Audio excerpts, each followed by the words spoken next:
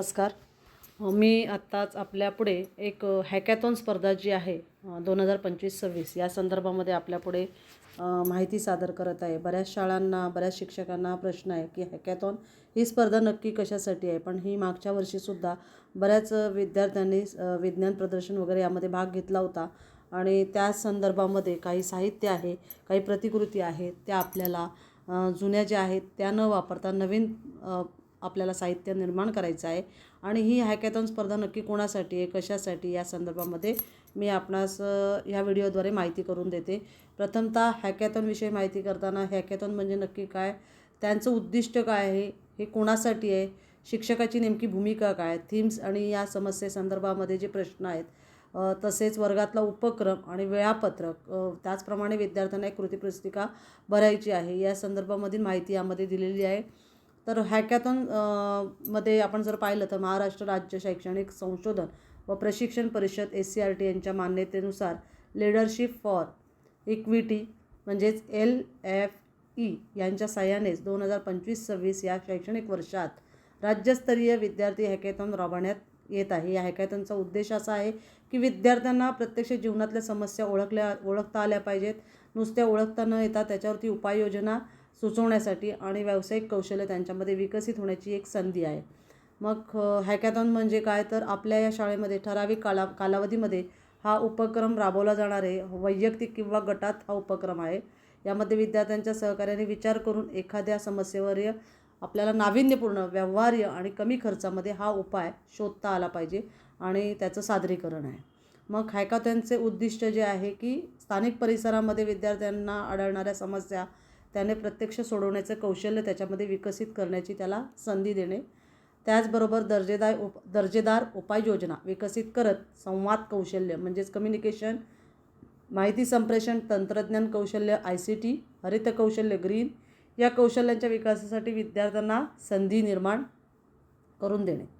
विद्यार्थ्यांमध्ये उद्योजकता हे कौशल्य विकसित करण्यासाठी हा नवनिर्मितीची ही संधी देण्यात आलेली आहे. मग हे हॅकॅथॉन स्पर्धा जी आहे ही कोणत्या इयत्तेसाठी असेल, तर 5वी ते 8वीच्या विद्यार्थ्यांना असेल. यामध्ये सहभागी शाळा असतील जिल्हा परिषद, नगरपालिका, महानगरपालिका शाळा, शासकीय आणि अनुदानित शाळा, इतक्या या शाळांना यामध्ये सहभागी होता येणार आहे. हॅकॅथॉनचा जो परिचय आहे हा विद्यार्थी इयत्ता 5वी ते 8वीसाठी आहे, मी सांगितलं. त्यानंतर याचे टप्पे कसे असणार आहेत, शाळास्तर याच्यावरती अंमलबजावणी होईल. म्हणजे शाळेने एक लिंक आहे, त्यामध्ये आपल्या शाळेचं रजिस्ट्रेशन करायचं आहे. त्यानंतर जो तुमचा विषय आहे विद्यार्थ्यांना निवड दिलेला तो त्यामध्ये तुम्हाला लिंकमध्ये माहिती भरायची आहे. त्यानंतर जिल्हास्तर निवड होईल आणि मग राज्यस्तर कार्यक्रम होईल. मग शिक्षकाची भूमिका बघा आता की त्याला प्रथमतः काय करायचं आहे की हॅकॅथॉनची एक पुस्तिका आहे, माहिती पुस्तिका, ती वाचायची आहे आणि ही जी माहिती पुस्तिका आहे ही वाचून मी आपणापुढे ही माहिती पुस्तिकाच सादर केलेली आहे, ही वाचायची आहे. त्याच्यानंतर हॅकॅथॉनच्या संकल्पना समजून घ्यायच्या आहे. विद्यार्थी जे आहेत वर्गामध्ये त्यांच्यामध्ये हा उपक्रम राबवायचा आहे. विद्यार्थ्यांनी केलेल्या कामाचं मूल्यमापन करायचे. त्यानंतर हा फॉर्म येथे सबमिश करायचा. मूल्यमापनाचा जो फॉर्म आहे आपल्याला सबमिशन करायचा आहे. राज्यस्तरासाठी निवड झाली आहे काय, म्हणजेच काय, तुम्ही सबमिशन केल्यानंतर तुम्हाला लक्षात येईल की आपल्याला ऑनलाईन पूर्वतयारी सत्रास विद्यार्थ्यांची उपस्थिती असणे गरजेचे आहे, जर त्याची निवड झाली तर. जर नाही झाली तर गोष्ट वेगळी, पण जर निवड झाली गटातून त्यांची तर मात्र त्यांना ऑनलाईन पूर्वतयारी सत्रास विद्यार्थ्यांना उपस्थित राहायचं आहे. राज्यस्तराच्या हॅकॅथॉन स्पर्धेसाठी विद्यार्थ्यांच्या सोबत पुणे येथे उपस्थित राहणे हा त्यांचा उपक्रम जो आहे तो, त्याची थीम सांगितली. त्यांची थीम नाही, त्यांची रचना सांगितली. आता त्याची थीम्स आणि समस्येबाबतचे प्रश्न दिलेले आहेत. तर थीम आणि समस्या दिलेल्या आहेत. पहिली थीम दिलेली आहे दर्जेदार शिक्षण व अध्ययन विकास. दुसरी थीम आहे शेती आणि उपजीविका. तिसरी थीम आहे लिंग समभाव आणि समता संलग्नता म्हणजेच लैंगिक असमानता कमी करणे. दुसरी जी थीम आहे त्यामध्ये भूकमुक्ती असणार आहे. पहिल्या थीममध्ये दर्जेदार शिक्षण असणार आहे. तर चौथ्या थीममध्ये पर्यावरण संरक्षण म्हणजे स्थलांतरित जीवन. पाचवं आहे सायबर आणि डिजिटल सुरक्षा. त्यामध्ये उद्योग, नवोपक्रम व पायाभूत सुविधा, शांतता, न्याय व सक्षम संस्था. मग ह्यावर आधारित यांनी काय दिले, समस्या. म्हणजे पहिलं आहे दर्जेदार शिक्षण. याच्यामध्ये काय समस्या येते, तर ग्रामीण भागातले विद्यार्थी असतील तर त्यांना गणित, विज्ञान या विषयातल्या समस्या समजण्यास जो विषय तो समजत नाही, त्याला अडचणी येतात. मग कमी खर्चात आणि शैक्षणिक साहित्य वापरून कसं शिकता येईल, सहज सोपं कसं होईल, या प्रश्नांच्या संदर्भात कोणती एक समस्या निवडायची. त्यानंतर ती समस्यावरती ते लिहून त्याच्यानंतरच त्या समस्येचं समाधान शोधायचं आहे. हे शोधत असताना कमी खर्चात असेल आणि सोपं असेल. दुसरी समस्या जी आहे त्यांनी दिलेली आहे भूकमुक्ती, म्हणजेच शेती आणि उपजीविके संदर्भामध्ये शेतकऱ्यांना पावसाचा अंदाज, कीड नियंत्रण, योग्य दर मिळण्यात अडचणी येतात. मग शेतकऱ्यांना मदत करणारा सोपा आणि व्यवहार्य उपाय कसा करता येईल, या प्रश्नासंदर्भात एक समस्या त्यातली कोणती तरी निवडायची आहे आणि ती समस्या विधान लिहिल्यानंतर मग त्याच्यावर उपाय काय, समाधान शोधायचे आपल्याला. ज्या विद्यार्थ्यांना तुम्ही निवड करणार आहे त्यांना यापैकी एक विषय निवडायला सांगायचा आहे. तिसरं आहे लैंगिक असमानता कमी करणे. आपण पाहतो की अनेक मुलींना शिक्षण पूर्ण करण्यासाठी अडथळे येतात. मुलींच्या शिक्षणाबाबत जागरूकता आणि त्यांना शिक्षणाची संधी वाढवण्यासाठी कोणते उपाय करता येतील, या प्रश्नाच्या संदर्भात एक समस्या निवडायची. मग समस्या विधान लिहून समस्येचं समाधान शोधायचे आहे. चौथी आहे स्थलांतरित जीवन, पर्यावरण संरक्षण. प्लास्टिक कचरा, पाणी टंचाई, झाडतोड यामुळे पर्यावरणाचं अतोनात नुकसान होत आहे. शाळा आणि गाव पातळीवरती पर्यावरण संरक्षणासाठी आपल्याला काय उपाय करता येतील, असा एखादा प्रश्न निवडायचा. त्यामध्ये प्रश्नामध्ये ती समस्या निवडायची, ती लिहायची आणि त्याच्या समस्या विधान लिहून समस्येचं समाधान शोधायचे. पाचवं आहे सायबर आणि डिजिटल सुरक्षा, म्हणजेच शांतता, न्याय व सक्षम संस्था. यामध्ये आपल्याला इंटरनेट वापरल्यामुळे फसवणूक होते. सायबर बुलिंग व चुकीची माहिती वाढत आहे. डिजिटल सुरक्षतेबाबत लोकांमध्ये जागरूकता कशी निर्माण होईल, या प्रश्नांच्या संदर्भात कोणती तरी एक समस्या निवडायची आणि मग जी समस्या निवडलेली आहे त्याचं समस्या विधान लिहून समस्येचं समाधान शोधायचं. पण हे करत असताना कमी खर्चिक असेल आणि सोपं असेल अशा आपल्याला सूचना दिलेल्या आहे. महत्त्वाची सूचना त्यांनी दिली की मागील वर्षाच्या हॅकॅथॉनमध्ये केलेलं सादरीकरण किंवा प्रतिकृती पुन्हा वापरू नये. म्हणजे त्याचं गटामध्ये एखाद्याने कार्य केलं असेल, त्याची प्रतिकृती वापरली असेल तर ती आपल्याला वापरायची नाही. मागील 2 वर्षात विज्ञान प्रदर्शनामध्ये वापरलेलं साहित्य किंवा सादरीकरण प्रतिकृती ही सुद्धा आपल्याला पुन्हा वापरता येणार नाही. आता आपण वर्ग निवडलेला आहे 5वी ते 8वी. या वर्गामध्ये काय उपक्रम घ्यायचे आहेत, तर 1ली ते 5वीची साठी आपल्याला तासिकेंचा उपयोग करायला लागेल 1 ते 5चा. पहिलं आहे की ओळख दिलेली आहे शिक्षक. आता बघा शिक्षकांची कृती काय असणार आहे. हॅकॅथॉन म्हणजे हे विद्यार्थ्यांना समजायचं, आजूबाजूच्या समस्या त्यांना ओळखायला सांगायच्या. आता तुम्हाला 5 थीम कळलेले आहेत, त्यामध्ये विद्यार्थ्यांचे गट तयार करायचे आहेत. मग गट तयार करत असताना प्रत्येक गटात 3 विद्यार्थी असेल असे गट तयार करायचे आहेत. मग दिलेल्या थीम प्रत्येक गटाला थीम द्यायची, त्यावरची समस्या सोडवायला सांगायची. मग गटकार्य द्यायचं. गटासाठी पुस्तिकेच्या याच्यामध्ये रूपरेषेनुसार विद्यार्थ्यांना त्यानुसार कार्य करायला सांगायचं. तसेच विद्यार्थी विहित दिलेली पुस्तिका जी आहे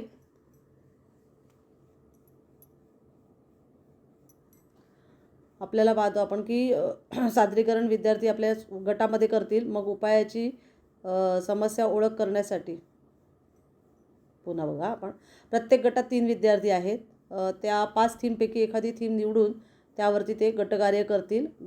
गटकार्यासाठी पुस्तिकेच्या शेवटी जी रूपरेषा दिलेली आहे ती आपल्याला विद्यार्थ्यांना समजावून सांगायची, त्यानुसारच आपल्याला कार्य करून घ्यायचे. विद्यार्थी ती कृती पुस्तिका किंवा वहीमध्ये किंवा उपलब्ध साहित्याचा वापर करून त्यात काम करतील. आता तिसरा टप्पा दिला समस्या ओळख. विद्यार्थ्यांनी एखादी थीम निवडली तर त्या गटाने काय करायचं आहे, त्याची समस्या ओळखायची. आपण निवडलेली थीम जी आहे त्यामध्ये समस्या ओळखायची आणि समस्या का महत्त्वाची आहे यावरती या गटामध्ये चर्चा होईल. मग त्याच्यावरती उपाय करतील. उपाय असतील तोच गट ज्या गटाला जी थीम दिलेली त्याने ती समस्या पण शोधायची आहे. मग त्याच्यावरती आपल्याला ही महत्त्वाची का वाटते समस्या हे पण बघायचं आहे. चर्चा केल्यानंतर त्याच्यावरती उपाययोजना काय करता येईल म्हणून 30 मिनिटामध्ये त्याची उपायाची कल्पना मांडणे, चित्र असेल, तक्ता असेल, कृतीपुस्तिका असेल, आवश्यक साहित्याची यादी तयार करायची की हा उपाय आपल्याला करायचा आहे तर आपण काय करता येईल, उपाय कसा काम करतो हे स्पष्ट करणे. म्हणजे आता जर तुम्ही वरती पाहिलं की आपण ह्या 5 थीम ज्या दिलेल्या आहेत या 5 थीममध्ये जर आपल्याला लिंग समभाव असा जर असेल तर मुलींना शिक्षण पूर्ण करण्यासाठी अडथळे येतात. मग आपण ही समस्या का महत्त्वाची आहे त्याने समजून सांगायचे की मुली 8वी नंतर शाळेत जात नाहीत किंवा शाळा सोडून देतात. म्हणजे त्यांना घरातून मुली पुढे गेल्या तर पुढे त्रास होऊ शकतो किंवा त्यांच्या भावना वेगळ्या असतात. मुलींना घराबाहेर नाही काढायचं, शिक्षण नाही द्यायचं, अशा अनेक समस्या असतात. म्हणून 8वी नंतरच्या मुली शिक्षण घेत नाहीत. ही समस्या येते की माध्यमिकमध्ये त्या दाखल होत नाहीत. किंवा त्या दाखल शाळेने जरी हे केलं तरी त्या शाळा सोडून जातात आणि मग त्याची ही महत्त्वाची मोठी समस्या समजा समजली त्याच्यावरती. आणि मग त्याच्यावरती उपाययोजना काय करता येतील की शिक्षक आपल्याला तिथे वेळोवेळी पालकांशी संवाद साधणे, त्यांना त्याची हमी निर्माण करून देणे, मुलींचं शिक्षण का महत्त्वाचं आहे ह्याचे पालकांशी चर्चा करणे, विद्यार्थिनीशी पण बोलणे, त्यांना तसं कसं सेफ्टी वाटेल याबाबतची सतत जागरूकता निर्माण करून देणे, त्या मुलींची जबाबदारी कशी घेता येईल या संदर्भामध्ये आपण ते विद्यार्थी जे आहेत म्हणजे एक उदाहरण दिलं या पद्धतीने समस्या उपायांची मांडणी ते करतील आणि आवश्यक साहित्याची यादी तयार करतील की कोणत्या मुली किती पुढे गेल्यात, कोणत्या क्षेत्रामध्ये मुलींनी पुढे गेल्यात, गावाकडच्या मुली कशा पुढे जातात, त्याला त्यांचे आईवडील कशा पद्धतीने त्यांना सपोर्ट करतात, हे सगळं अशा पद्धतीचे उपाययोजना तुम्ही विद्यार्थ्यांना आयडियाज देऊन विद्यार्थी त्या गटांमध्ये सादरीकरण करतील. प्रत्येक गटाने आपला उपाय वर्गासमोर मांडणे, याला 5 मिनटं असतील. मूल्यमापन आणि निवड शिक्षक कृती असेल. यामध्ये दिलेल्या मूल्यमापन निकषानुसार सर्व गटांना जे दिलेले विषय आहेत त्याप्रमाणे सादरीकरण झाल्यानंतर त्यांचं मूल्यमापन करण्यासाठी 20 मिनटं दिली जातील. समस्या समज, उपायातील सर्जनशीलता, व्यवहार्यता, व्यावसायिक कौशल्य आणि विद्यार्थ्यांच्या कामाची गुणवत्ता असे विषय 20 मिनटामध्ये आपण यांचं मूल्यमापन या आधारावर करू शकतात शिक्षक. मग हॅकॅथॉन सबमिशन फॉर्म आहे. हा फॉर्म शिक्षक कृती आहे. याच्यामध्ये ही फॉर्मची लिंक आहे. याच्यामध्ये शिक्षकांनी फॉर्म भरायचा आहे. त्यानंतर वेळापत्रकानुसार शाखेत आपल्याला पाहिजे की जरी याच्यामध्ये वेळापत्रक दिलेलं असलं तरी 10 फेब्रुवारीपर्यंत शाळा स्तरावरचं त्यांनी 31 जानेवारीपर्यंत दिले शाळा स्तरावरचे हॅकॅथॉन. आपल्याला 10 फेब्रुवारी करण्यात आलेले आहे की 10 फेब्रुवारीपर्यंत शाळेचं याच्यावर फॉर्मवरती लिंक जी दिलेली आहे या लिंकवरती आपण पाहतात ही लिंक दिलेली आहे. या लिंकवरती आपल्याला माहिती शिक्षकांनी भरायची आहे आणि 10 फेब्रुवारी ही लास्ट तारीख आहे. त्यानंतर आपल्याला हे झाल्यानंतर शाळास्तर, जिल्हास्तर, मग ऑनलाईन मेटॉरिंग, मग राज्यस्तरावरती हॅकॅथॉन हा त्यांनी आकडा मार्च महिना दिलेला आहे.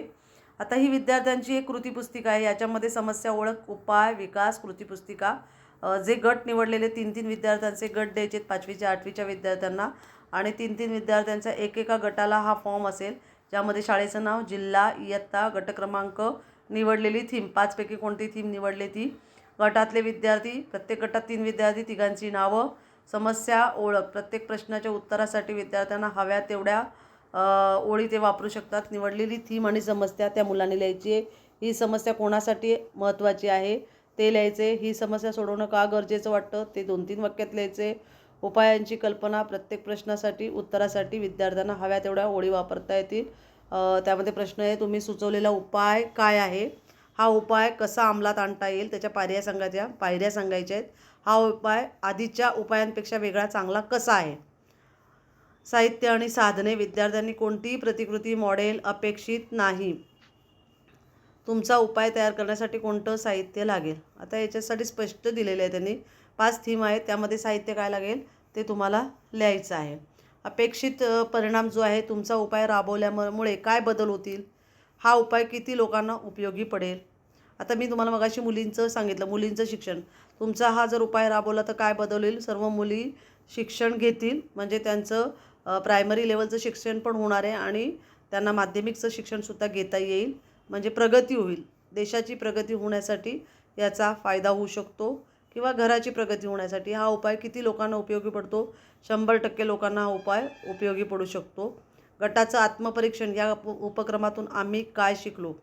गटातून काय शिकलात, हा जो उपक्रम तुम्ही करत होतात गटामध्ये, त्यामध्ये तुम्ही काय शिकलात मुलांनी, म्हणजे थीम निवडली असेल त्या थीममधून काय शिकलात. गटात काम करताना आम्हाला काय आवडले, म्हणजे तुम्ही प्रत्यक्ष ती कृती करतात तर तुम्हाला त्याचा कसा आनंद झाला, तुम्हाला काय शिकायला मिळालं, हे विद्यार्थ्यांनी त्यामध्ये लिहायचे, त्या गटाने लिहायचे. मग हे विद्यार्थी 3 विद्यार्थ्यांची स्वाक्षरी असेल, खाली शिक्षकांची स्वाक्षरी असेल. ही कृतीपुस्तिका मात्र विद्यार्थ्यांनी स्वतः भरायची आहे. शिक्षकांनी केवळ त्यांना मार्गदर्शन करायचं आहे. आणि ही कृतीपुस्तिका वर्गातील सर्व गटांना भरायला सांगितल्यानंतर शाळेने निवडलेल्या सर्वोत्तम गटाच्या कृतीपुस्तिकेचा फोटो सबमिशन फॉर्म अपलोड करणे आवश्यक आहे. जर काही अडचण असेल तर आपल्याला त्यांनी अमित गवळे, रविराज निंबाळकर सर, तुकाराम लाळगे सर, म्हणजे अमित गवळे सरांचा नंबर दिलेला आहे, त्यानंतर रविराज निंबाळकर सरांचा नंबर आहे आणि तुकाराम लाळगे सरांचा नंबर आहे. याला आपण कॉन्टॅक्ट करू शकतो. ह्या पद्धतीची ही हॅकॅथॉन स्पर्धा आहे. तर ही हॅकॅथॉन स्पर्धेमध्ये सर्व आपल्या शाळांचं रजिस्ट्रेशन होणं खूप गरजेचं आहे. मनपा, जिल्हा परिषद, मनपा, सर्व अनुदानित शाळा या सर्वांनी, शासकीय शाळा या सर्वांनी इथे सहभागी होणं गरजेचं आहे. आणि त्यांचा फॉर्म सबमिशनचा झाल्यानंतर त्यांनी आपल्या विद्यार्थ्यांचा, उत्कृष्ट गट निवडलेल्या विद्यार्थ्यांची माहितीसुद्धा यामध्ये ही हस्तपुस्तिका, जी कृतीपुस्तिका आहे यासहित अपलोड करणं गरजेचं आहे. आपल्यास अधिक काही माहिती हवी असल्यास आपण मला कमेंट करावी. माझ्या या यूट्यूब चॅनलला लाईक, सबस्क्राईब करा आणि तुम्ही कमेंट नक्कीच करा. धन्यवाद.